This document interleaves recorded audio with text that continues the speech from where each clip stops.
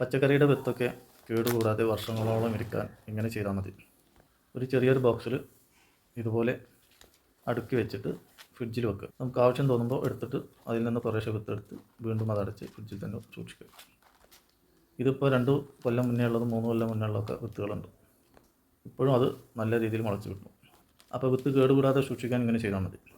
പിന്നെ മുമ്പ് ഒക്കെ നമ്മൾ പച്ചക്കറി വിത്ത് എങ്ങനെയായിരുന്നു മുളപ്പിച്ചത് എന്നാണ് നമ്മളിവിടെ കാണിക്കുന്നത്. ഒരു കണ്ണുള്ള ചിരട്ടയെടുത്ത്, കണ്ണുള്ളത് എന്ന് ഉദ്ദേശിച്ചത് കണ്ണൻ ചിരട്ട എന്നൊക്കെയാണ് അതിന് പറയാറുള്ളത്.